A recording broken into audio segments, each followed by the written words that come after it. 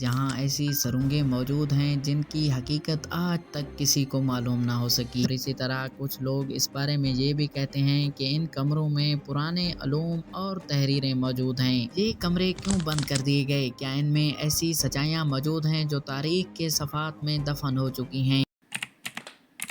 नाज़रीन, ये है ताजमहल, एक ऐसा अजूबा जिसे दुनिया मोहब्बत की सबसे हसीन निशानी मानती है। संगे मरमर में लिपटा ये महल ना सिर्फ शाहजहां और मुमताज़ महल की कहानी बयान करता है, बल्कि अपने अंदर कई ऐसे राज छुपाए बैठा है जो सदियों से लोगों के जहनों को उलझा रहे हैं। नाज़रीन, ताजमहल में कई ऐसे कमरे और कई ऐसे बोर्ड मौजूद हैं जिन पर आज भी नो एंट्री का बोर्ड लगा हुआ है। ये ऐसे कमरे हैं जो आम लोगों के लिए बंद हैं, जहां ऐसी सुरंगें मौजूद हैं जिनकी हकीकत आज तक किसी को मालूम ना हो सकी। लेकिन सवाल ये पैदा होता है कि क्या वाकई इन कमरों में कोई ऐसा राज छुपा है जो दुनिया से छुपाया जा रहा है। कुछ माहिरीन का मानना है कि ताजमहल के नीचे खुफिया रास्ते मौजूद हैं जो कभी शाही खानदान के इस्तेमाल में हुआ करते थे। कमरों के बारे में कुछ लोगों का ख्याल है कि यहाँ शाहजहां के खुफिया खजाने मौजूद थे, और इसी तरह कुछ लोग इस बारे में ये भी कहते हैं कि इन कमरों में पुराने अलूम और तहरीरें मौजूद हैं। ये कमरे क्यों बंद कर दिए गए? क्या इनमें ऐसी सच्चाइयां मौजूद हैं जो तारीख के सफ़ात में दफन हो चुकी हैं? नाज़रीन, ऐसे कई सवालात खड़े होते हैं जब हम इन खुफिया कमरों के बारे में सोचते हैं। कुछ माहिरीन का कहना है कि अगर इन दरवाजों को खोला जाए तो हो सकता है हमें मुगल सल्तनत के ऐसे हक़ाइक़ देखने को मिलें जो कभी रिकॉर्ड का हिस्सा ना बन सके। लेकिन सवाल ये पैदा होता है कि भारत की हुकूमत इन कमरों को क्यों नहीं खोल रही? क्या इनमें वाकई बहुत कीमती हक़ाइक़ मौजूद हैं, या फिर ये इतने आम हैं कि इन्हें खोलना ही ठीक नहीं समझा जाता? इस मामले की पूरी हकीकत तो अभी तक किसी को नहीं मालूम, लेकिन लोगों के इसके बारे में कई नजरियात हैं। ये थी हमारी आज की वीडियो। इस तरह की मजीद इंफॉर्मेटिव वीडियोस, डॉक्यूमेंट्रीज और मिस्ट्रीज के लिए हमारे चैनल को सब्सक्राइब करना ना भूलें। शुक्रिया।